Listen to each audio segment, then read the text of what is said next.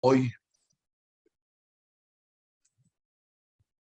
Bienvenidos todos a Judaísmo Hoy, que hoy, por primera vez en 70 y tantas semanas, se inicia sin la participación de la Lerel Kemaya, que a lo mejor regresará y a lo mejor no regresará, pero ya sabremos. Esperamos que sí. Y mientras no regresa, seguiremos con el programa.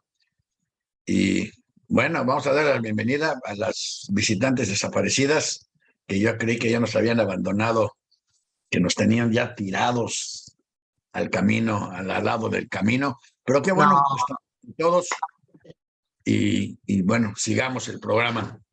Dado que no tenemos memorias personales que recordar, vamos a recordar primero efemérides, ahora vamos a empezar el programa al final, por el final, vamos a empezar por efemérides y luego vamos a ir entrando en temas en función a efemérides y espero que los temas que vamos a tocar les resulten interesantes porque creo que son temas que, bueno, yo creo que todos en algún momento hemos pensado, cuestionado, o hemos preguntado y nos hemos sorprendido de que no suceda nada al respecto. Bueno, vamos a empezar. El 27 de noviembre de 1874 nació Chaim Weizmann, quien, debido a que Albert Einstein y otros científicos no aceptaron la presidencia de Israel, se convirtió por default en el primer presidente de Israel. Vale la pena hacer notar que Chaim Weizmann, el puesto de presidente de Israel se inventó para que no molestara, para que no participara, para que no opinara, pero para que emitiera una imagen del país científica, que dijeran, no solo somos un país, sino que somos un país de científicos, de pensadores, de maestros de escuela, de universitarios, de inventores o de lo que fuera. Y entonces se buscaba todo el tiempo que el presidente tuviera estas características. Obviamente esto ya pasó a la historia y ya no es así. Ahora el presidente ya tiene otras funciones más ideológicas y menos impresionantes y menos credenciales, menos impresionantes que las de los primeros presidentes. Pero bueno, nació Chaim Weizmann, que en aquel entonces ni se imaginaba que iba a ser presidente, ni se imaginaba que existiría Israel y ni se imaginaba que iba a ser científico, pero todo sucedió.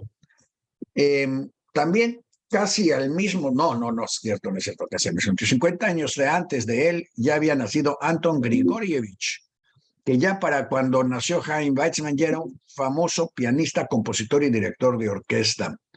Los judíos de Rusia, como les he dicho muchas veces, hay que leer 3 ciudades de Sholemash para conocer cómo vivían los judíos de Rusia, porque vivían en 2 extremos diferentes.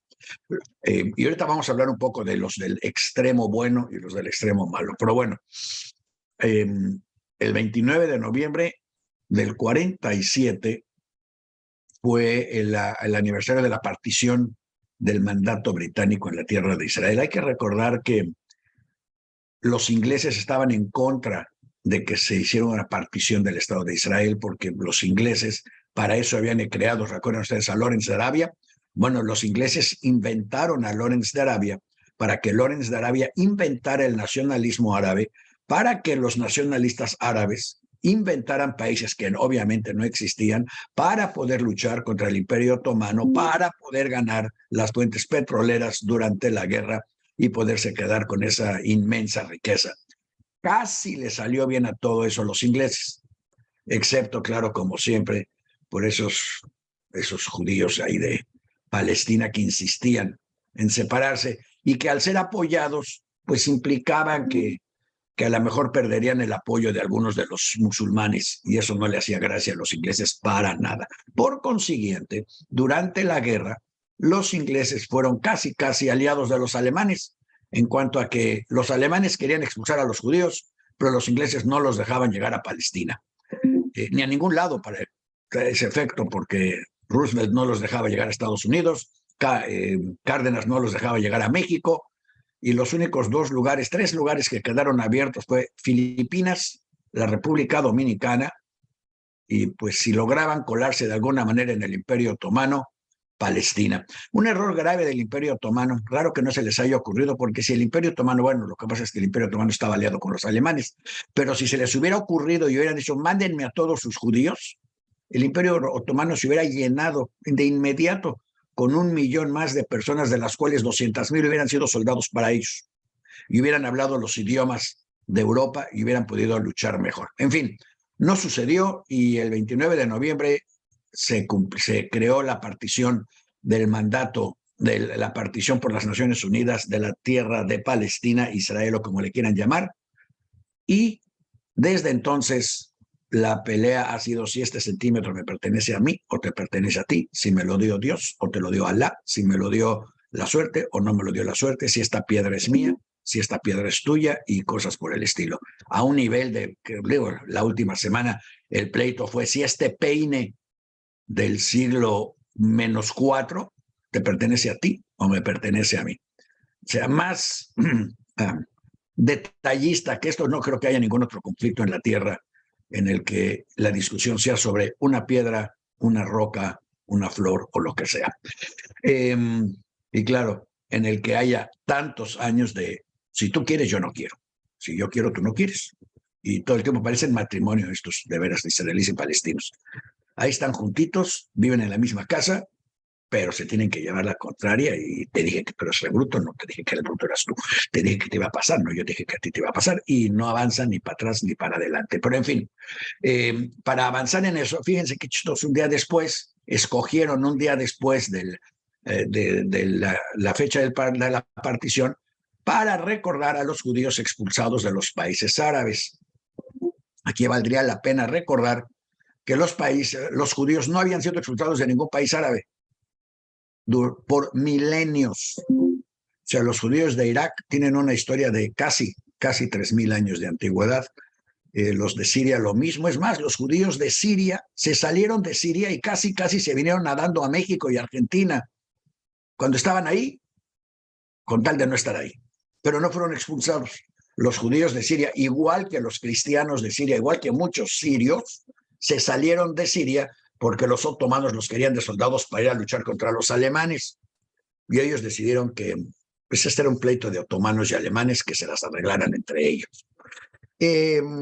No así los israelíes, que años después descubrieron el potencial de los judíos de los países árabes. Los judíos de los países árabes fueron muy maltratados por mucho tiempo en Israel, porque la fundación del Estado de Israel, como les hemos hecho muchas veces, es una fundación por judíos alemanes, incluso podríamos decir de alto nivel académico, que crearon un Estado para que los judíos polacos fueran a trabajar, donde los judíos árabes, que ni siquiera hablaban un idioma europeo, no eran bienvenidos. Los que hablaban francés, pues les llamaban dos dedos de Parisel, así decían, ellos son franceses de 2 dedos, así se decía en hebreo, porque quiere decir que en el mapa pone uno 2 dedos y ya está uno de los países árabes, pero ellos son franceses. Y son los que hablaban francés y bueno, más o menos los aceptaban, pero eran demasiado morenos para los judíos alemanes que habían fundado el Estado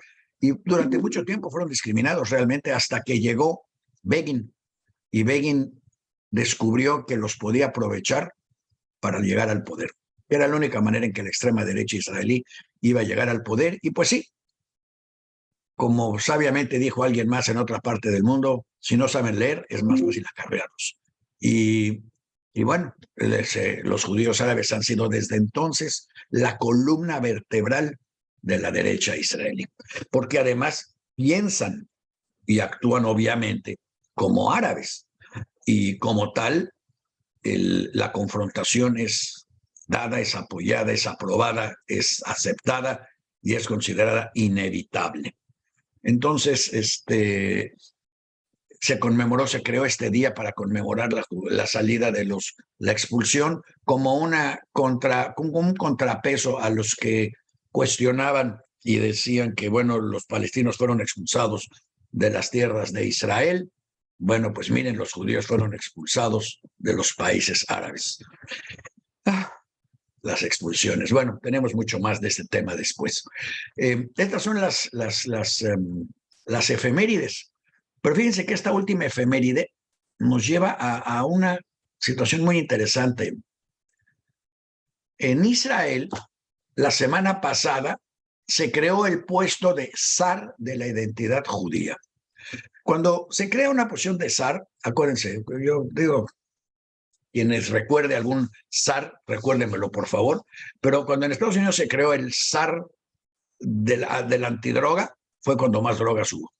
Cuando el zar era zar, pues fue cuando más destrucción hubo. Siempre que se crea la posición de zar de algo, ese zar de algo se encarga de destruir a todos los que no entran dentro de su cuadrito. Y en este caso crearon el nuevo zar de la identidad judía. Ese es el precio, uno de los precios, porque hubo dos precios, precios más a la elección del señor Netanyahu. Uno fue crear el puesto de identidad judía para un religioso ultraortodoxo de extrema derecha, que él es el que va a determinar ahora, según él, quién es y quién no es judío en Israel. Ojo, porque lo que él diga no vale para nadie más que para los israelíes y para los que quieran hacerle caso, claro. Pero para todos los demás, lo que él diga o no diga no nos importa nada. Este señor ya entró así de frente en su primera declaración. Él ya dijo que él se va a encargar de que todos los gays, las lesbianas, toda esta gente sean rechazados, ya los saquen, ya no haya marchas en Israel. Una de las marchas más grandes de gente gay es la de Tel Aviv. Ahí ven, es una explosión de gente, muchísimas gentes. Pues ya no van a poder desfilar, porque el zar dijo que ellos no representan, ellos representan una abominación del pueblo judío y se asegurará de cancelarlo, porque es una auténtica vergüenza que gente como esa exista dentro del Estado de Israel. Me imagino que a esta gente la van a mandar junto con los palestinos a no sé dónde, pero se van a ir juntos. Todos los gays judíos, los gays musulmanes y los palestinos van a encontrar algún lugar que seguramente este señor les va a encontrar. Pero bueno, ¿cómo le podemos hacer? En fin, la gente que cree que... Bueno, no entremos en el tema, otro día entraremos. Ya me regañaron, ay, es viernes, no hables de política, y sé bonito, y di cosas bonitas. Bueno, pues le decimos bonito a los gays que ojalá encuentren dónde desfilar, porque se me hace que en Tel Aviv, claro que van a salir a desfilar, porque además todos tienen entrenamiento militar, y van a salir a desfilar y van a salir a decir, a ver, ¿a quién me vas a echar enfrente? Pues les van a echar enfrente al ejército israelí y a la policía israelí, y van a tener que decidir los soldados y los policías gays si van a ir a golpear a los manifestantes gays, que también son israelíes. Va a ser extraordinario. Hay que ir a Israel en esa fecha porque va a ser un evento extraordinario ver quién le avienta la monedita a quién. Yo siempre he dicho, si usted cree que ser gay es un pecado, no sea gay. No salga con un gay, no se case con un gay y deje lo que haga lo que él quiere, es problema del gay, no mío. Y yo hago con mi cuerpo, conmigo, pues lo que yo quiero. Y ya, para eso todos los religiosos estarán de acuerdo conmigo en que sabiamente un Dios por ahí dijo, os doy libre albedrío. Bueno, pues si me das libre albedrío, pues déjenme albedriar libremente lo que yo quiera. Y entonces, bueno, pues aquí estamos. Que por cierto, el apellido de este señor es Maoz. Es que en Israel todo mucho tuvo que cambiar el nombre por ley para poder ser algo. El gobierno, nuevo, cuando se fundó el Estado, exigió que todos dejaran sus apellidos que sonaran apellido judío y se pusieron apellidos israelíes, hebreos, lo que fuera. Hebreos, en realidad, apellidos hebreos. Y este se puso Maoz, no tiene ninguna relación con el apellido Oz. Pero nosotros recibimos aquí unos comentarios muy interesantes porque publicamos hace unos días en Diario Judío que la hija de Amos Oz había escrito un artículo diciendo que no todos los israelíes son de extrema derecha, aunque parezca que sí. Y entonces primero nos mandaron una carta diciendo que la foto que pusimos no era de esa hija, sino de otra hija, y que eso era un crimen imperdonable. Bueno, entonces, para quien nos lo dijo, espero que nos perdonen el crimen, porque pues nosotros tomamos la agencia de noticias como una fuente fidedigna, creímos que esa era la hija correcta y ya la corregimos, a la hija incorrecta la quitamos y pusimos a la hija correcta. Y luego recibimos una miriada de emails de cómo no se atreve esta mujer a decir que es israelí. a decir que es judía, bueno, a decir que es humana. Cada email que llegaba la bajaba un poco más, a decir que está en este planeta, todo, todo, todo, cuando en realidad ya no existe ese tipo de traidores en Israel.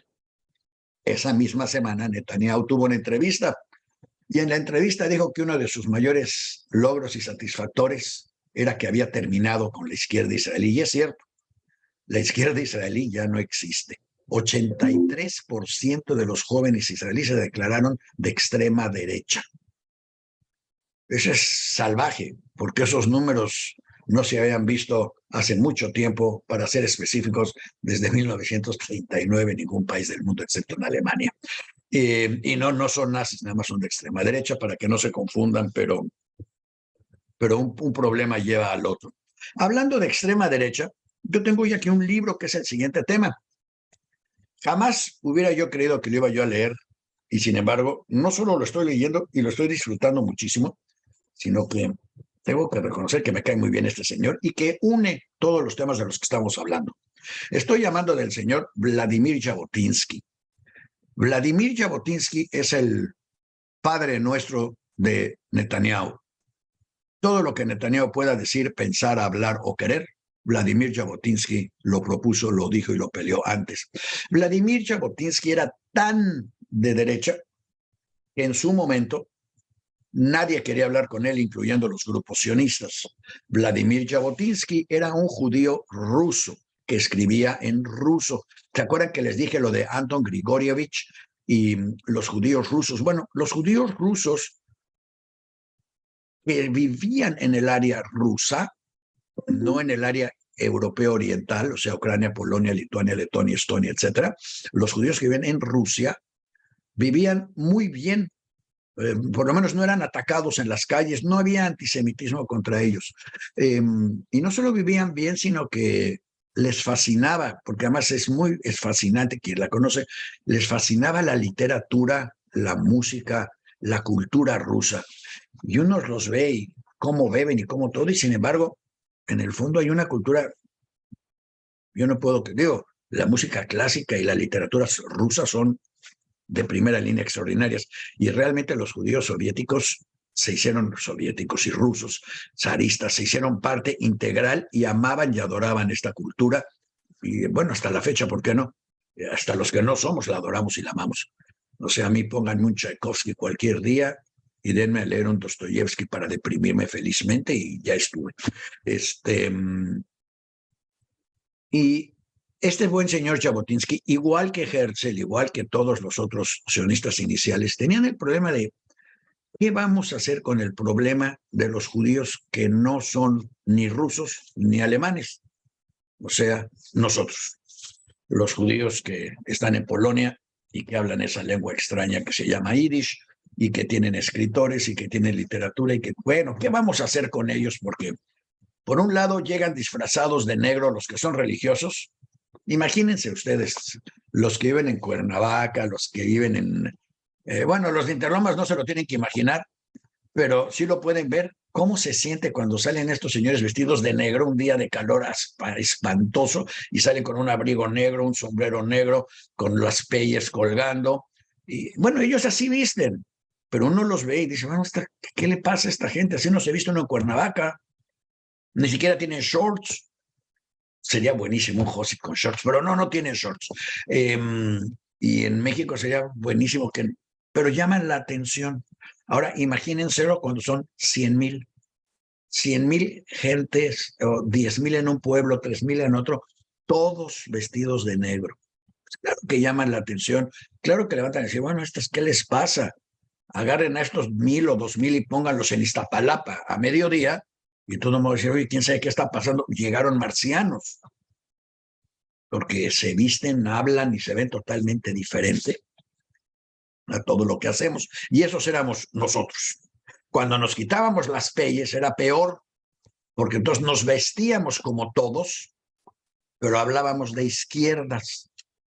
Hablábamos de esas cosas de la paz universal, el amor universal, todos tenemos derechos, la democracia, la elección y cosas por el estilo. Y bueno, los que antes nos veían raro por cómo nos veíamos, ahora nos veían más raro por lo que decíamos. El caso es que igual que Herzl, Jabotinsky se preguntó, ¿qué vamos a hacer con estos judíos? Y él escribió este libro, que lo que más me llama la atención de este libro, además, es la fecha de publicación. No lo van a creer, se publicó en 1942. 1942, Jabotinsky publicó este libro en Nueva York. Y el tema del libro, además de qué vamos a hacer con estos judíos, es que él considera que hay dos tipos de antisemitismo: el antisemitismo de la gente y el antisemitismo de las cosas. Y dice precisamente en la última, voy a empezar por el final porque siempre es más fácil acabar que empezar. Él empieza a hablar de lo que está pasando en Europa. Hay que subrayar realmente es la clara conciencia que él tenía, igual que muchas otras personas, de lo que estaba pasando en Europa. La queja que él tenía, igual que la tenían los mundistas Ziegelbaum y todos los demás, del esfuerzo dramático que los ingleses y los aliados hicieron para ocultar lo que estaba pasando con los judíos. No los alemanes, al contrario, los alemanes lo publicaban porque lo que sucedía con los judíos era como el engrudo que ellos usaron para crecer su ideología. Como dice Jabotinsky, sin el aceite del antisemitismo activo, el nazismo no hubiera crecido con la rapidez y con la magnitud con la que creció. Pero entonces surge la explicación, ¿por qué? ¿Qué hacían estos judíos que eran tan llamativos y tan importantes? Por cierto, que a la mitad de la introducción del libro, yo de pronto me identifiqué mucho con el libro porque fíjense que el 30 de noviembre, a las 8:30 de la mañana, en Hrubieszów, los alemanes reunieron a los judíos de Helm y de Hrubieszów y empezaron la marcha de la muerte. Para quien no lo sabe o no lo ha escuchado en otros programas, en Helm y Hrubieszów es de donde viene mi familia. Todos los que ya no salieron estaban en esa marcha del 30 de noviembre. Entonces, pero además está detallada paso a paso quiénes integraron, cómo llegaron, las tarjetas con los nombres de cada uno para que se presentaran, cómo iban haciendo las anotaciones en las tarjetas de IBM, cómo los juntaron a todos en el Parque Central, cómo los rodearon, cómo buscaron a los que se habían ocultado, cómo mataron a las familias de los que se habían ido a la resistencia, cómo los juntaron a todos y los empezaron a caminar a través de los campamentos. Pero de eso no les voy a hablar, no voy a hablar hoy de eso, porque hoy es viernes. La próxima semana también es viernes, pero en algún viernes sí les voy a hablar de todo eso. Pero lo interesante es cómo se conocía en detalle y, sin embargo, la queja de Jabotinsky es ¿por qué los aliados lo ocultan? Y su respuesta es, bueno, lo ocultan porque si reconocen que hay una persecución específica contra los judíos en Europa, es obvio que al ganar la guerra, que para Jabotinsky es obvio que se va a ganar la guerra, al acabar la guerra van a tener que encontrar un acomodo real a la población judía sobreviviente, que no solo sobrevivió a la guerra, sino que participó en ganar la guerra. Si ustedes, bueno, nosotros les hemos dado muchos datos y les seguiremos dando datos tanto de las redes de espionaje como de las redes de resistencia. Casi todas estaban armadas, organizadas y humanizadas por judíos. Un poco, no porque fueran más valientes, yo creo que porque no nos quedaba de otro. Tu opción era o te quedas acá y te matan los alemanes o te vas al bosque y matas a alemanes. Bueno, pues me voy al bosque y mato alemanes. Y mientras que un cristiano no tenía que escoger entre esas dos cosas. Un socialista sí. Un gay, miren qué chistoso. Volvamos al tema de los gays. Un gay sí tenía que hacer esas dos opciones, porque se lo agarraban los alemanes y lo mataban. Entonces, la opción es bien fácil, pues escojo la que me da más opciones de sobrevivencia. El caso es que, continuando con el tema, uno se pregunta, bueno, ¿por qué ese antisemitismo? Y entonces él contesta así. Primero, hay un espíritu inextinguible de parte de la población gentil sobre la existencia de sus vecinos judíos, sobre todo en Europa Oriental. Recuerden, ya dijimos, en Europa Occidental se vestían como alemanes, en Rusia se vestían como rusos, pero en Europa Oriental se vestían como judíos. Y era una presencia clara para los gentiles de que esto existía. Entonces, a la hora de tener que tomar una decisión de algo, a quién le doy este puesto o a quién no, la decisión tenía que ser entre, se lo doy a esta persona que viste y habla diferente a mí, come, viste y habla diferente a mí, o se la doy pues a este otro que está igualito a mí. Piensen qué harían ustedes. Van a poner una tienda. ¿Quién pondrían como encargado de la tienda si tienen que escoger?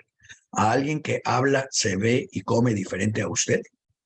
¿O alguien que se parece mucho a usted? Pues obviamente escogemos al que se parece mucho a nosotros. Es más, si es nuestro hijo, aunque sea tarado o medio idiota, también lo escogemos, pues porque es, como dicen ahí, es nuestra sangre. Yo no creo que nuestra sangre haga ninguna diferencia, pero en fin, el caso es que para mucha gente sí la hace. Y entonces a esto le llama él el antisemitismo de las cosas. No es un antisemitismo por antisemitismo, no es un antisemitismo por los judíos, es un antisemitismo porque eres diferente a mi propia gente. Y yo definí a mi propia gente como los que son iguales a mí.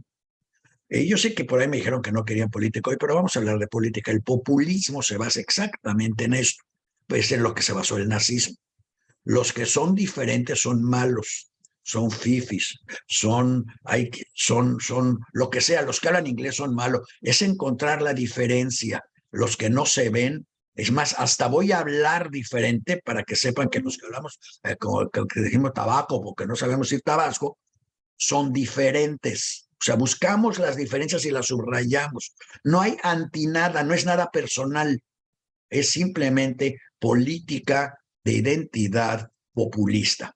Y en Europa Oriental, sobre todo entre las dos guerras, pero desde siempre, el tema siempre era divide y vencerás. Y el tema para los zares, para los nazis, para los kaisers, para quien fuera, pues si tengo un montón de pueblos, la única manera de dominarlos a todos es dividiéndolos.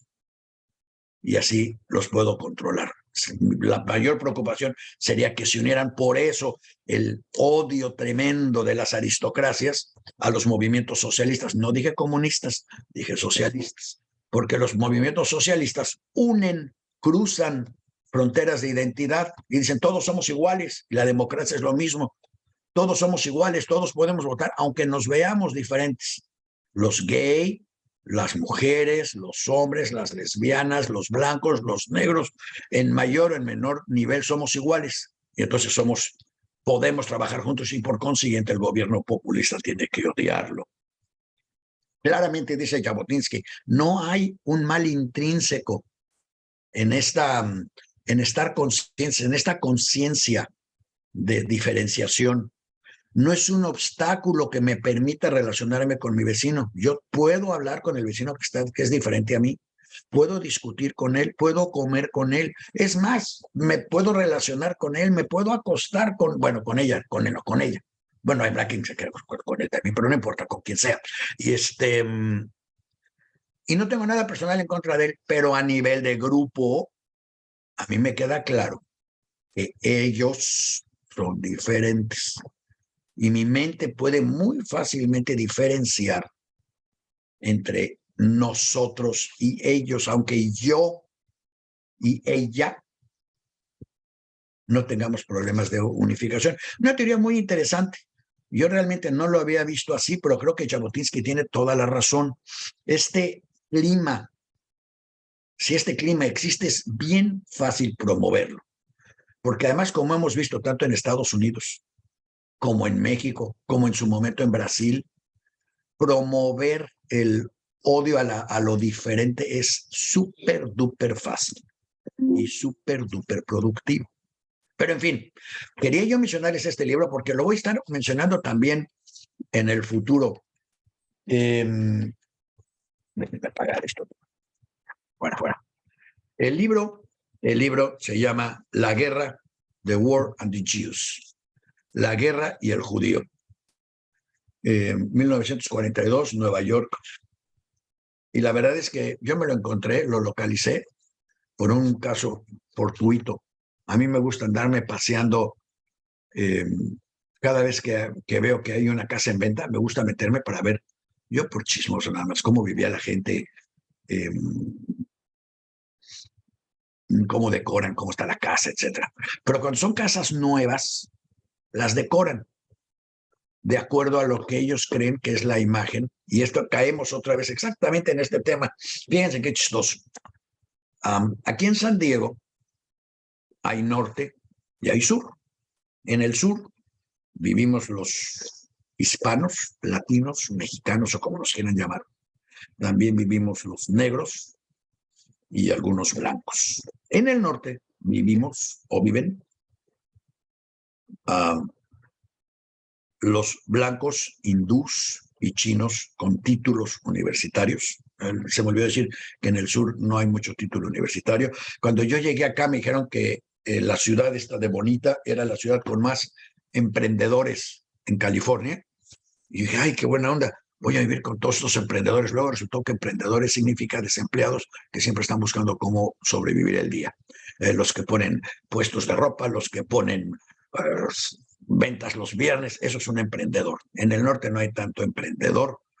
En el norte el emprendedor tiene un trabajo de dinero. A mí me pasó en alguna ocasión que estando en el norte me encontré con un vecino, casi me atrevería a decir que se parecía a mí, pero en fin, él no se atrevería a decir lo mismo, que estaba ahí trabajando en su jardín. Trabajando en su jardín a esos niveles significa plantando una flor, no crean que así tampoco es trabajando mucho en su jardín. Y me vio y empezamos a platicar. Y él trabajaba para America Online. Y yo le dije, bueno, yo tenía la compañía, Webstation One, bla, bla, bla. Y de pronto me dijo, ¿y de dónde vienes? Y estábamos hablando, no, pues de México. Ay, mira, déjame que te enseñe mis flores. Pero fue así como un default automático. Si vienes de México, pues eres jardinero. Obvio. Porque todos los mexicanos que él conocía en el norte trabajaban en agricultura y en jardinería. Y exactamente como lo plantea Jabotinsky, es el antimexicanismo de las cosas. No era nada personal conmigo, era su imagen.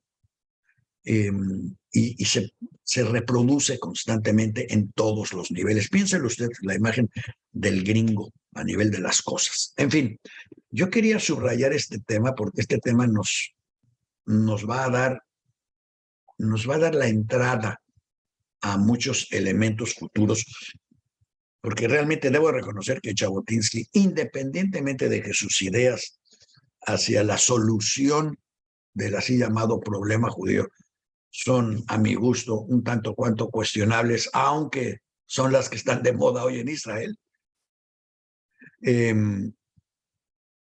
debo subrayar que su visión no es para nada equivocada.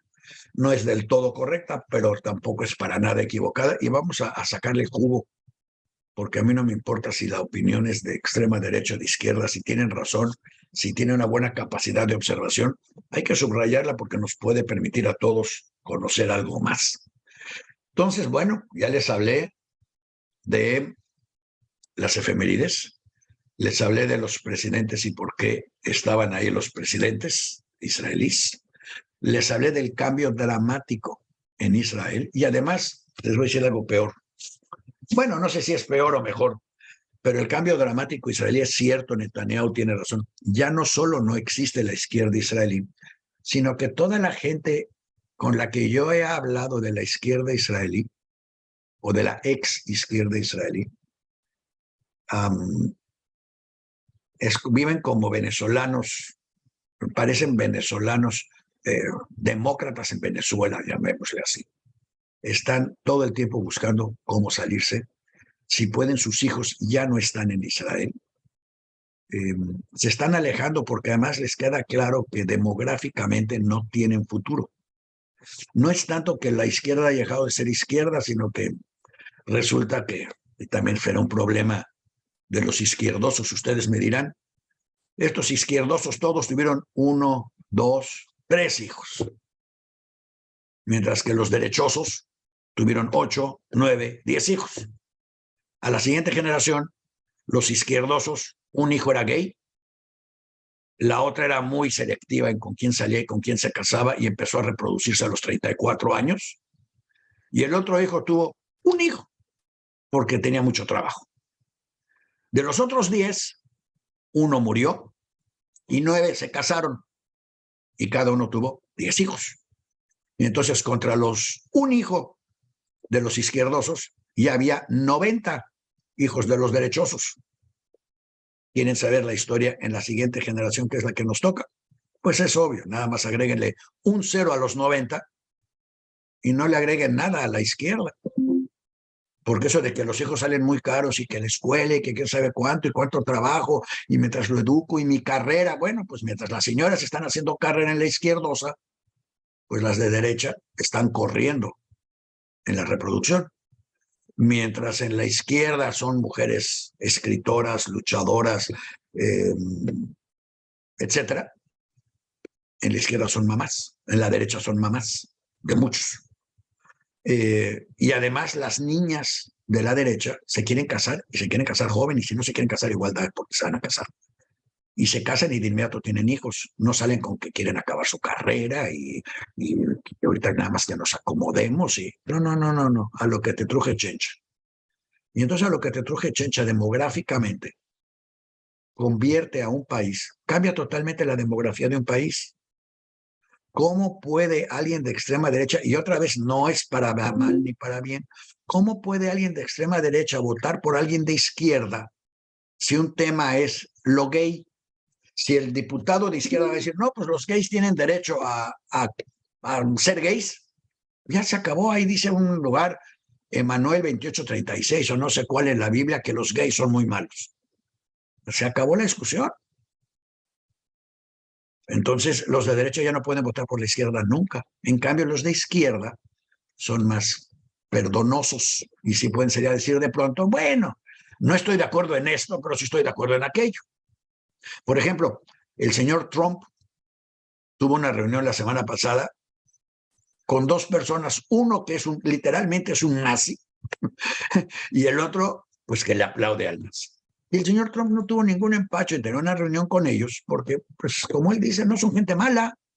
A él no le han hecho nada malo y además necesita su apoyo en las próximas elecciones. El señor Trump nunca entendió, o se hizo tonto, que el darle el magnetófono a esta gente es darle el magnetófono. Quiere decir, si yo me tomo, por eso siempre se toma uno, va con el presidente, se toma una foto, va con el papa y se toma una foto. ¿Eso nos hace más santos? No. Pero cuando regresamos y sacamos nuestra foto, mira, estuve con el papa, nos hace mejores personas, aunque el papa no lo sea. Y a lo mejor este sí lo es o no lo es, no lo sé. Este juega fútbol y va ganando. Así es que a lo mejor este sí tiene línea directa con Dios, porque a los rezos de este sí se están oyendo. A ver hasta dónde le llegan, pero ahí va. Pero la foto es importante porque es la imagen de lo que está saliendo. Con la izquierda no puede haber imagen. Y es eso de que todos somos iguales. ¿Quién se puede identificar con eso? Realmente se requiere de un nivel de conciencia muy particular para aceptar el término todos. Digo, de la gente que nos está escuchando, ¿cuántos creen que todos somos iguales, incluyendo a todas? ¿De veras creen que todos somos iguales? Los que estamos a favor del aborto y los que no estamos a favor del aborto, los que estamos a favor de que si quieres ser gay, seas gay, y si no quieres ser gay, no seas gay. ¿Somos iguales? Porque la derecha lo tenemos muy simple. No somos iguales. Los buenos somos los que decimos esto y los malos son los que dicen lo otro. Y eso hace muy fácil la identificación. Entonces, en los programas a futuro que vayamos teniendo, vamos a tratar de ir hablando, precisamente uno de los capítulos en este libro es la filosofía de la igualdad de derechos. Todo un capítulo dedicado a la filosofía de la igualdad de derechos bajo la afirmación de que esta filosofía en países como Rumanía, Hungría, Polonia, Lituania, Letonia o Estonia no tiene ningún valor, a pesar de que está redactada dentro de sus constituciones, a pesar de que estos países firmaron los tratados de Versalles en los que aceptaban que todos somos iguales, para que se convirtieran, que les dieran la independencia después de la Primera Guerra, a pesar de que lo escriben en todos sus manifiestos, pero resulta que hay unos más iguales que otros iguales. Y esa discusión del tono de la igualdad es la que en algún otro viernes vamos a ver, porque este viernes ya no vamos a hablar de política. Ya es viernes y ya no queremos hablar de política. No sé cómo le vamos a hacer para que el próximo viernes sea viernes y sí hablemos de política, aunque sea viernes, pero yo creo que lo que vamos a hacer es que vamos a cambiar el sábado. Ya, eso es lo que vamos a hacer. Los religiosos, por favor, no se me ofendan. Ustedes el sábado no hacen nada, están rezando, están en sus cosas, que para los religiosos el próximo sábado es sábado. Para los que no somos religiosos, el próximo sábado es viernes 2. Para que el viernes 1 hablemos de política y el viernes 2 no. Y así a todos los que me dicen, ya es viernes, ya no hables de política, ya estamos a gusto y todos vamos a ser más felices teniendo 2 viernes a la semana para que todos nos demos gusto. Y si no hablo de política, ¿de qué puedo hablar? Díganme, ¿de qué hay para hablar? ¿De literatura? No, porque ya hablé de literatura y la literatura casi siempre conlleva a política, porque los escritores pues de eso viven. Ay, ¿cómo le haremos? Y no se me confundan, ¿eh? No va a haber programa el sábado. Lo dije para que sepamos que el programa es el viernes, pero es viernes 1. Entonces, como es viernes 1, sí vamos a poder hablar de política. Y para los que no quieren hablar de política, pues el sábado es para ellos, les vamos a llamar viernes 2, para que esa gente pueda celebrar un programa o reescuchar el programa, pero sin política al día siguiente. Qué complicado, ¿verdad? Pero lo que sea para darle gusto a la audiencia participativa. Ahora, ya hablamos, hablamos de política israelí, vamos a volver a hablar de política israelí el próximo viernes, porque esto nada más va a ir en ascenso, porque este señor Avi Maoz, piénsenlo ustedes, un zar de identidad judía. Vamos a regresar al tema, y por ahí se lo debo a uno de ustedes, qué es la definición de qué es un judío. Imagínense, ya tenemos un zar de identidad judía en Israel, que va a determinar quién es judío en Israel, y por principio acaba de determinar que si es uno gay no puede ser judío o no es un buen judío, si es uno lesbiana no puede ser judía o buena judía, si se casa uno con un no judío ya no es judío, sus hijos ya no son judíos. O sea, ya acaba de definir todo lo que no es y acaba de entrar gracias a la bendición de Netanyahu. Y a partir de él también tenemos al segundo. El segundo es todavía peor, porque al segundo es como que le dieron a la zorra las llaves del gallinero. Le dijeron, por favor, encárgate de la seguridad de las fronteras y la seguridad de la Policía Nacional. Y se lo dieron al tipo que nadie se atrevía siquiera a que lo vieran en la calle con esta persona, porque yo creo que él debe de considerar, no voy a usar nombres porque luego se ofenden los israelíes de derecha, pero él debe de considerar que cualquiera, bueno, él considera, no debe, él considera que cualquiera que no está de acuerdo con él es un traidor. Ya entrado en gastos.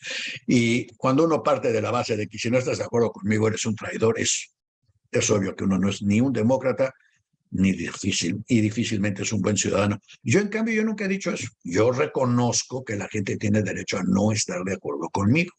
Me queda claro que la gente que no está de acuerdo conmigo, pues está equivocada. No lo puedo evitar. Los que sabemos, lo sabemos, y los que no, pues están equivocados, está bien. Pero le doy el derecho a la gente a vivir en su error. ¿No? El que no quiera estar de acuerdo conmigo, no esté de acuerdo conmigo. Vivan su error, disfrútenlo. Y en breve trataré de llevarlos a que vean la luz. Pero no les voy a quemar las pestañas por eso. No los voy a meter a la cárcel por eso. No les voy a quitar sus derechos por eso. Yo creo que los voy a dejar seguir siendo, a pesar de que no estén de acuerdo conmigo. De pronto es bueno salir a la calle, y realmente en mi caso es tan fácil porque casi nadie está de acuerdo conmigo, es que ni se sientan mal. Casi toda la gente que conozco no está de acuerdo conmigo, aunque debo de reconocer que tenemos otros programas si quieren ustedes divertirse un rato, les recomiendo sobre todo los programas. ¿Qué día es? Los martes es el mejor día, creo, ¿no? Los martes es medicina. Hablamos de medicina y tratamientos y, y ¿de qué hablamos? ¿Cómo se llama la cosa esta que les da a las mujeres? Porque solo les da a las mujeres, aunque nos afecta a nosotros. La enfermedad esa que nos mata, nos mata. Esa enfermedad, menopausia. Esa, yo iba a decir la misericordia, pero no, es la menopausia. Es una enfermedad extraña porque le da a uno, pero le afecta al otro. Entonces, de esas cosas hablamos los martes. Los miércoles, sin embargo, hablamos de cosas bien interesantes porque tenemos un programa con un abogado que es con el abogado, Méndez Preciado, que sabe todo, es increíble cómo lee y además le da tiempo de trabajar y sabe todo de leyes laborales y electorales. Muy chistoso. Entonces habla con nosotros de lo legal y lo ilegal en un país donde lo legal es seriamente cuestionable. Y la implementación, que estamos, es lo que estamos hablando. En el papel dice esto, pero en la realidad dice otra. Ya les conté una vez, ¿verdad? Que el abuelo que sí se salvó, bueno, los dos abuelos se salvaron, si no, no serían mis abuelos, pero el que estaba en Francia, en el gobierno de León Blum, que se vino a México, se vino porque leyó la Constitución mexicana. ¿Se imaginan ustedes? Díganme, ¿alguno de ustedes, de los que nos están oyendo en Estados Unidos, para ir más lejos, leería la Constitución mexicana y aceptaría irse a vivir de regreso a México nada más porque leyó la Constitución mexicana y les parece una obra de arte y un monumento a la igualdad humana? Bueno, pues a mi abuelo le pareció eso. Ya con eso ya no hay que decir nada más.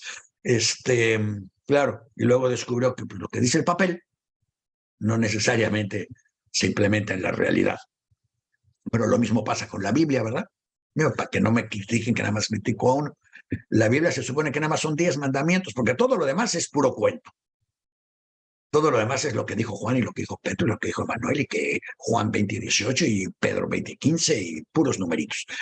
Pero 10 mandamientos son muy claros. Si alguno nunca los han leído, por favor, lean. A lo mejor Dios nos puede ayudar a conseguir el original de los 10 mandamientos, que por cierto no caben en 2 piedras, ¿eh?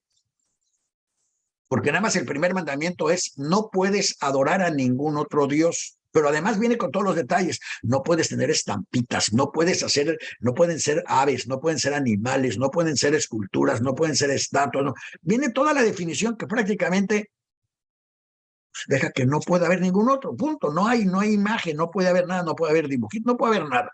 Pero ese es uno. ¿Para qué les digo el tema en no amarás a la mujer de tu prójimo? Y luego se dice, os amarás los unos a los otros. Bueno, por fin, porque la verdad es que de pronto hay prójimos que no son amables, no. No son gente a la que haya que amar, pero luego de pronto tienen a sus prójimas que son muy amabilosas. Entonces, ¿cómo puede uno vivir? Yo les he dicho, yo llevé una época y me rendí después en la que leía yo los 10 mandamientos todas las mañanas. Dije, hoy voy a vivir y a respetar los 10 mandamientos. Y me salía yo a hacer mis rollos. Para cuando regresaba yo a la casa, ya. Empezando por el no desearás a la mujer de tu prójimo. Digo, sale uno a la calle y ve cada mujer de cada prójimo. Me dice, ¿cómo no la vas a desear? Está bellísima esa mujer, nada más. Ya, se acabó. Me quedan 9 mandamientos. Luego te pones al volante y no le dirás groserías al prójimo. ¿Cómo no le vas a decir groserías al prójimo? Y ahí van los 10, pero bueno, vamos a publicarlos y eso vamos a hacer. En el programa que les estaba yo diciendo de los abogados, analizamos las leyes de México y cómo se implementan. En el programa siguiente estamos con el ingeniero Gurría, donde hablamos de polémica y café. Siempre tenemos algo de polémica y café y debo de decirles que la última semana fue sumamente benevolente para mi ego, porque ambos tuvieron que estar de acuerdo con mis ideas y mis posiciones. Y hasta hablamos de fútbol, imagínense. Entonces, me sentía yo así como pavo real. Esta semana, si alguien estuvo de acuerdo conmigo, pero lo digo porque el que alguien esté de acuerdo conmigo es muy extraño, muy raro y muy de vez en cuando. En fin, Si escuchan esos programas, esos son los jueves. No es cierto, los miércoles. Miércoles a las 7 de la noche, hora de México, es el del abogado. Y a las 8 de la noche, 9 de la noche, hora de México, es el de polémica. Y pues pídanlos en Facebook. 9 horas de México, polémica. 9 horas de México, ¿eh? Suscríbanse en Facebook, en YouTube o en Voces Hispanas y les avisamos cuando empiece el programa. Se van a divertir como enanos, porque además Gurría sabe todo ese tipo. Yo no sé en dónde lo incubaron, pero segurito fue o en Wikipedia o en alguna enciclopedia. Lo envolvían con hojas de la enciclopedia. El tipo que sabe todo y lo que no sabe lo inventa con una seguridad que hay que creerle. Y además, sin querer, estoy así toda medio rara conmigo, porque el buen señor Gurría cree en la izquierda. Es más, cree que existe la izquierda. Y los que me han escuchado a mí ya saben que yo parto de la base de que no existe ni la izquierda ni la derecha. Existen los políticos que abusan de una o de la otra y existen los abusivos. Y existimos los que creemos que todos somos iguales y los que creemos que todos somos diferentes. Los que creemos que todos somos diferentes somos de la derecha porque creemos que unos somos mejores que los otros. Y claro, yo todavía no conozco a nadie que me diga, no, es que aquellos son mejores que nosotros. Imagínense a los alemanes que dicen, no, lo que pasa es que yo creo que los franceses cocinan mejor que nosotros y sus mujeres son más buenas. No, pues no lo van a decir. O que los franceses que saben, no, yo creo que la tecnología alemana, tampoco. Todos somos nosotros mejores y aquellos son peores. Entonces, los que dicen que todos y aquellos, es solo a la derecha para mí, y la izquierda es exactamente lo mismo. Stalin o Hitler no hacen ninguna diferencia. El populismo de... el populismo latinoamericano de Nicaragua o de Venezuela es idéntico al de Trump. Por eso el mejor amigo de Trump es un populista latinoamericano, cuyo nombre no quiero recordar hoy, porque es viernes. Yo estoy tan dadivoso realmente. Digan lo que quieran, porque hoy le he dado gusto a todos. No mencioné a nadie, nada, casi no hablé de política. Porque la política en realidad no existe. Lo que existe son las consecuencias. Si uno no habla de política, fíjense, en México, yo por eso adoro a Manuel Andrés. Porque en México nos la pasamos durante décadas no hablando de política, sino hablando de políticos, y todos eran la misma basura con otro uniforme. Y entonces hoy pagamos las consecuencias, pero gracias a Manuel Andrés ya nos volvimos conscientes y estamos tratando de hacer algo. No hay peor política que los que no hablan de política. Y el único chiste al hablar de política realmente es como yo les dije. Todos tienen el derecho a su opinión, aun si están en el error. Y bueno, los que estamos en lo correcto no tenemos la culpa, están en lo correcto, simplemente estamos en lo correcto y ya. Pero bueno, el caso es que, dado que hemos cambiado la dinámica del programa y ahora el pasado va a hablar de cosas generales del pasado, dado que pues yo estoy muy chavito, yo la verdad no tengo mucho pasado de cuál hablar. ¿De qué les puedo hablar? De cuando iba yo a la escuela hace unos años, de mis novias de hace unos días. No hay pasado, no hay historia de años. Entonces, no puedo hablar de esas épocas, pero sí puedo hablar de las que me pasan los libros, que es precisamente lo que nos hace diferentes. Y para terminar, les voy a decir una nota bien que a mí me llamó mucho la atención, muy curiosa.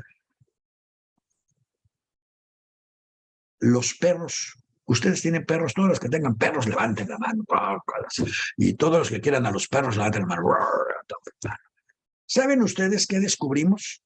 Bueno, yo no lo descubrí, pero me lo informaron, que los perros han desarrollado genéticamente un gen, tienen un gen que los hace amigables con los humanos, que los hace no tenerle miedo a los humanos, sino atacar a los humanos.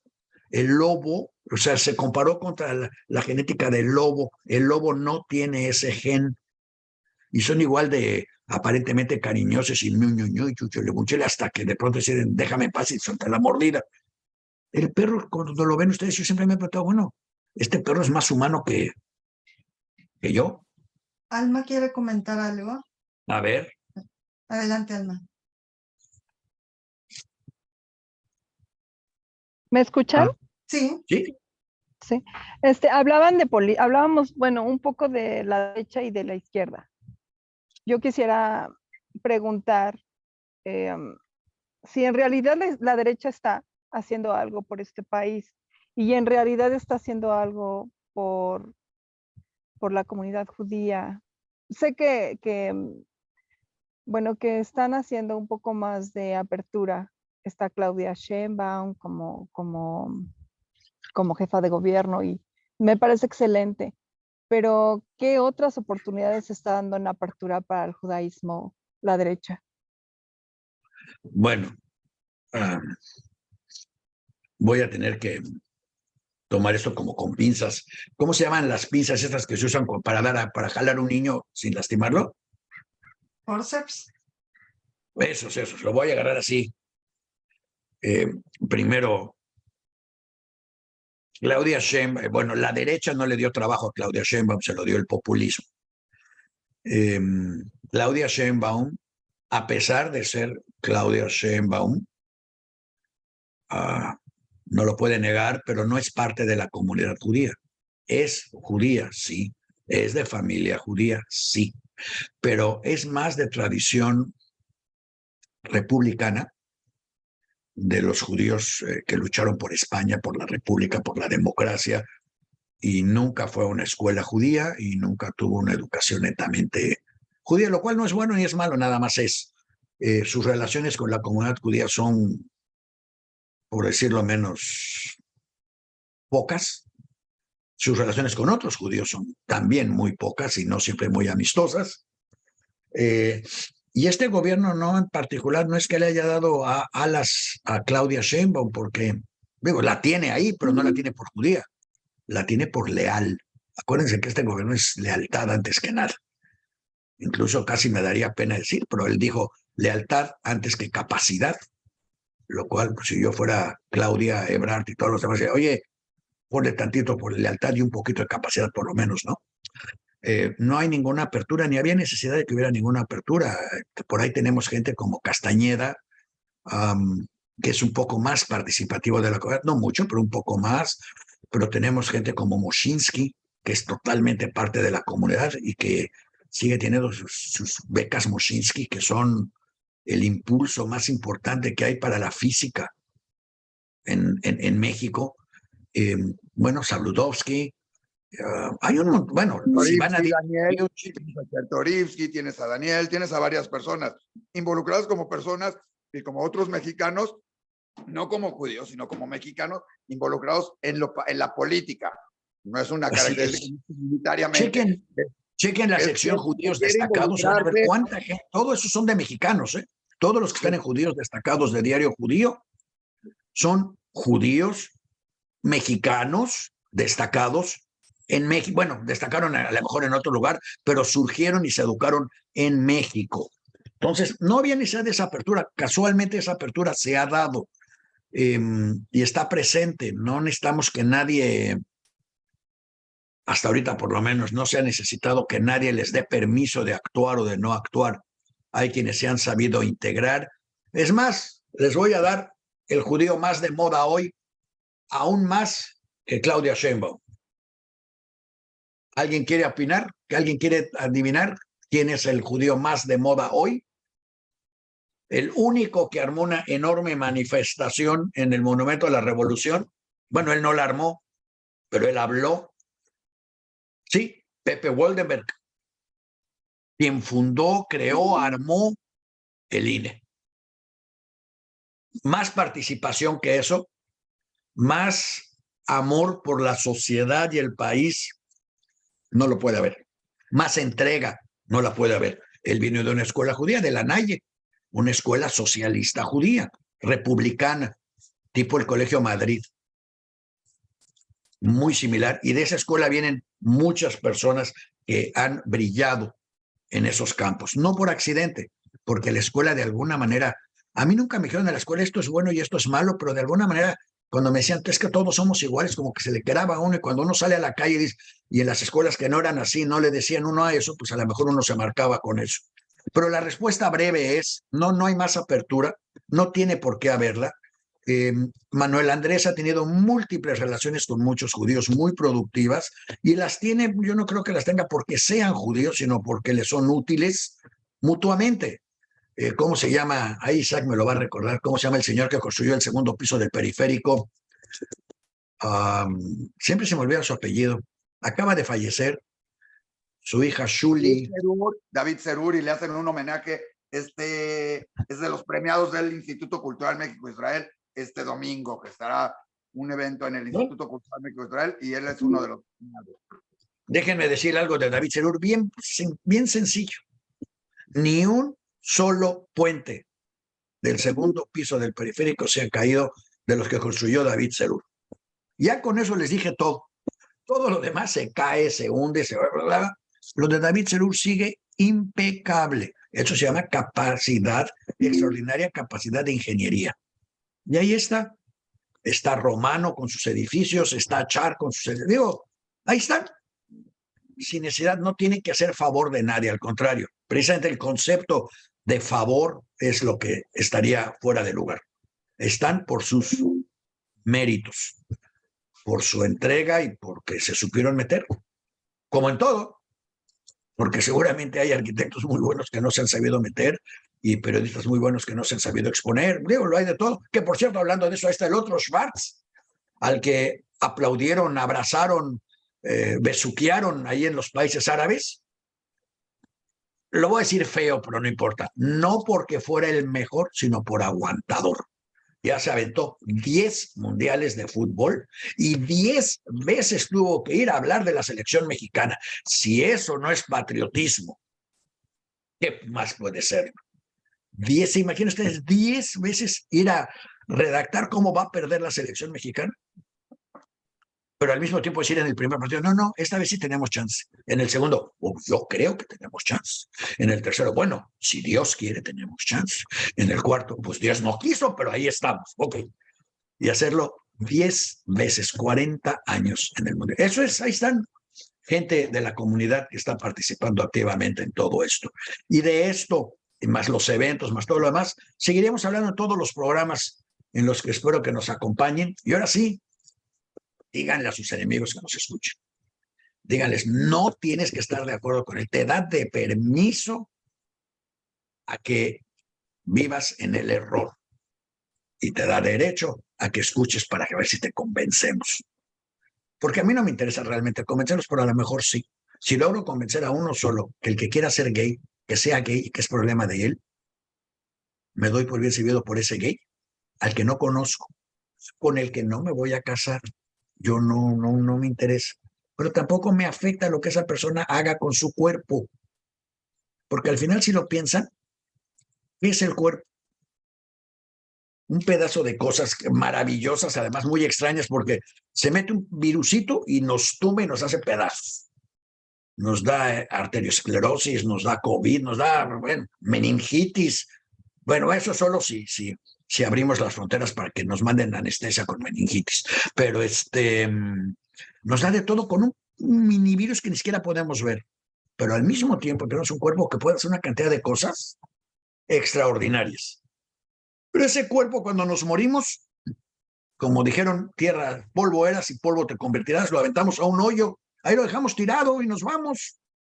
No sé a dónde, ni siquiera sé si nos vamos, a lo mejor nada más nos esfumamos. Pero lo que hagamos con ese cuerpo en el camino, pues es nuestro problema, ¿no? A mí no me gusta que la gente beba, pero la gente bebe. A mí no me gusta que la gente se drogue, pero la gente se droga. A mí no me gusta que la gente se anarca, pero se anarcan. A mí no me gustan los políticos, y menos los farsantes que pueden cambiar de corcholata y de color de corcholata cuando quieren, porque no tienen principios, lo que tienen es interés personal, pero lo son. ¿Y qué hago? Pues nada. Entonces, con ese tono de no política en el programa en el que no íbamos a hablar de política, imagínense si fuéramos a hablar de política. Qué bien nos hubiera sido esto si hubiéramos decidido hablar de política. Nos vemos el próximo viernes. Les recuerdo que en este programa tenemos viernes 1 y viernes 2. Los viernes 1, eso es lo que ustedes conocen como viernes, y el viernes 2 es lo que ustedes conocen como sábado. En viernes 2 nunca vamos a hablar de política. En viernes 1, inevitablemente, siempre va a caer la política porque es la que rige nuestra vida diaria. Gracias a todos por sus opiniones, gracias por su participación, por su feedback, por su paciencia. Realmente, si no son santos, hoy están ganando y cada viernes ganan ustedes un puntito más para la santidad. Yo les prometo, les garantizo, y si no es cierto, vengan y me reclaman que el día que se mueran, si llegan con San Pedro, es Pedro, ¿verdad? Si llegan con San Pedro, él va a llegar y decir cuántos programas escuchaste. Tantos puntos a tu favor, pasa. Nada más oíste un programa, va a cuestionamiento, no pasa, mándenmelo por ahí a ver a dónde. Mándenmelo con Dante, que Dante decide a dónde les toque. A los que estén todos los viernes, tienen un punto a su favor cada viernes para entrada al paraíso. Muchas gracias a todos por su compañía. Espero que estén con nosotros la próxima semana. Y Agut Chávez, buena semana, feliz semana y pásenla muy bien todos. Muchas gracias.